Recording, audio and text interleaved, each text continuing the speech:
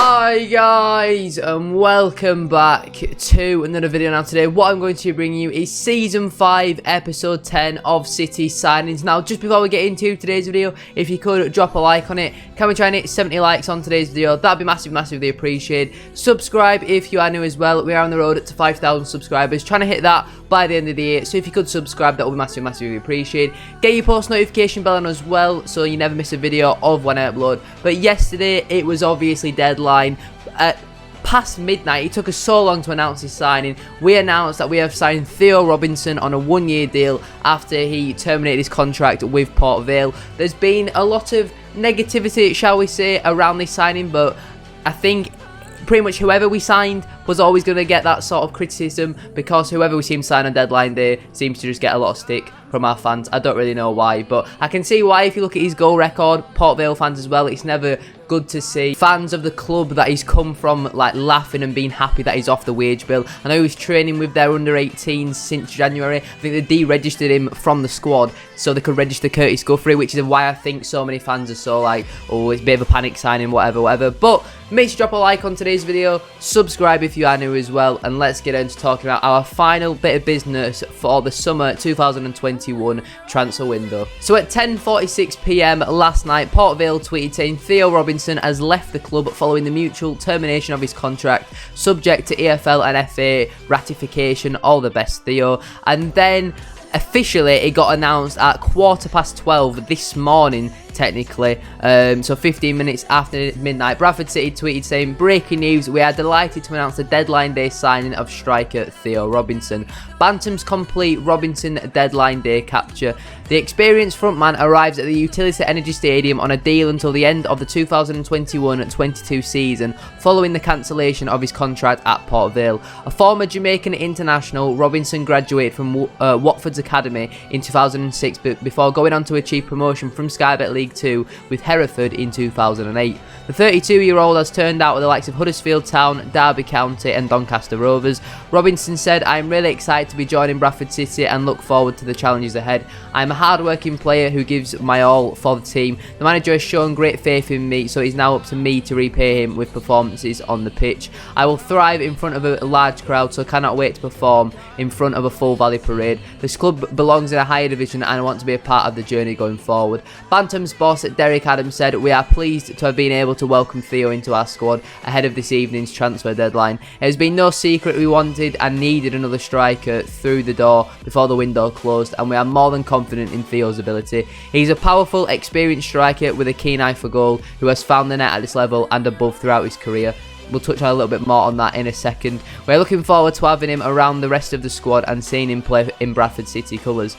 Robinson's signing is subject to the relevant EFL and FA clearance. He will wear the number 20 shirt for the Bantams and is available to sponsor. So that obviously means that we still have the number 10 shirt available. Now, my thoughts on this signing, I've seen him play against us a few times. I remember specifically his time up against Southend. He's never really been the greatest of strikers, you know, he's never really got 20-25 goals, but if he comes in, he's probably going to be fourth choice striker. Obviously Lee Angle as well, he's going to be out for about 3 months maximum. Derek Adams confirmed last night since his injury, so that's quite disappointing. It's been a bit of a big blow for us. Now the only reason why I don't mind us signing these players who aren't the biggest reputation names, because we've seen it in the past. Look at the season we got relegated, we had probably the best squad on paper in the league, you know, Sean Scannell, Jack Payne, them sorts of players. Owen Doyle we paid big money for, and we ended up finishing bottom of the league. So signing, not every time does every signing need to be a big quality player. Now granted, the majority of our players who've come in this summer window haven't been big names on paper. If you look at the big names, you probably think of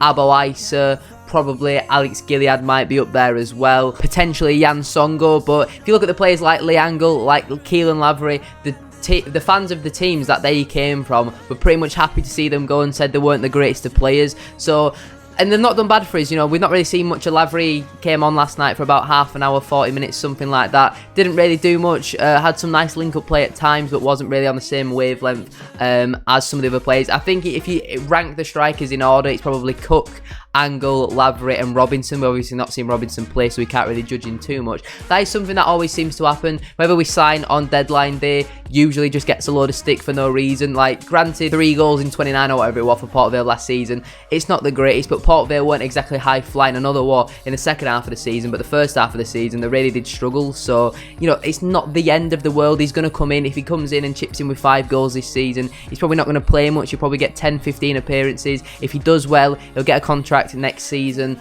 but it's only a deal until the end of the season. He's not going to be on mega money either, because Ryan Sparks has said that we're not going to be giving out these meal tokens anymore. So I think we've just got to kind of trust it. If we have a look at his, you know, goal scoring record, he got 3 goals in 29 for Port Vale, 11 goals in 28 in the 19-20 season for Colchester. I think that's actually quite a good record. He got 7 goals in 16 for Swindon, 11 goals in 70 for Southend, 1 goal in 14 for Lincoln, 2 goals in 14 for Port Vale back in 2016, no goals in 10 for Motherwell, 3 goals in 8 for Scunthorpe, 9 goals in 63 for Doncaster, and it pretty much goes on from there. He did quite well at Huddersfield, averaged a goal every 3 games pretty much. He got 16 goals in 45 appearances for them, but that was back in 2009 to 2011. We're 10 years on from that now.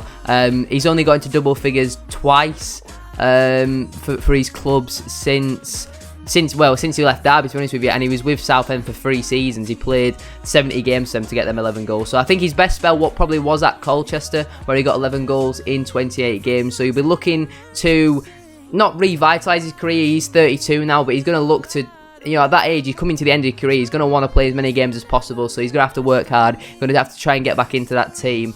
And it's something a little bit different. Yes, he is that sort of hold up target man player, but I think, you know, he's got that pace. He's, you know, a powerful striker. I've watched there's the compilation of him on YouTube. He has some nice touches. He has some you know, nice feet. You know what I mean? Like, he's good technically. It seems a bit like what Lee Angle is. So if he can come into us, score, you know, about 5-6 goals, something like that, I don't think it'd be the end of the world. Let me know your thoughts down in the comments below. Port Vale fans as well, or any other fans of teams that he has played for in the past, because he has played for a lot of teams. I think we're his 14th club. I'm not too sure. He's either 12th or 14th. That I saw someone say on social media. So he's had a lot of clubs. To say he is only 32, that's every, you know, he's moving on every 1 or 2 years. I just think overall we just gotta kind of trust it. I don't think Derek Adams will bring in someone who's absolutely terrible just because why not. It did kind of seem a little bit like a panic signing, but I think anyone who you sign on deadline day probably is going to get labelled as a panic signing if it's not Lionel Messi, because for some reason our fans expect us to sign, you know, Will Grigg. I know that it's a joke that we sign Will Grigg and Billy Clark and them sort of players every transfer window, and I'm not trying to be here and be a happy clapper. Realistically, 3 goals in 29, if he comes in and does that for us, that's simply not good enough. But I don't think people like Ryan Sparks, Derek Adams will allow that sort of thing to happen. You know, if he's not performing, he'll be out the team. We have a lot of competition for places. We have a lot of strikers. He's pretty much only coming in as a Lee Angle replacement. Derek Adams said in his interview after the game, where he obviously lost 3-0 to Lincoln. If you've not already checked out my vlog for that as well, make sure you do that. Well, apart from this video, it's the most recent video out on my channel, so make sure you check that out if you haven't already. But he said in an interview there that he's not Lee Angle. That kind of got mistaken because of his Scottish accent, that he said he's no Lee Angle. I saw a few people saying on social media that he's already getting criticism before he's even played from Derek Adams. I think he didn't mean it how it came across. He didn't mean he's no Lee Angle as in he's not as good as Lee Angle. He just means that he's not quite that player, so he's a different type of player. So that's how I see it. You know, only Adams will know how he meant it. But that is where I am going to leave today's video. If you have enjoyed, a like as always will be massively appreciated. Can we try and hit 70 likes on today's video? That would be massively appreciated. Subscribe if you are new as well. We are on the road to 5,000 subscribers. Trying to hit that by the end of the year. So if you could subscribe, that would be absolutely class. Get your thoughts in down in the comments below. What are your thoughts on Theo Robinson joining from Port Vale on a deal until the end of the season? Get your post notification bell on as well, so you never miss a video of when I upload. Have a great rest of your day. Check out the Lincoln vlog, and I shall see you all tomorrow for the Walsall match preview. Peace.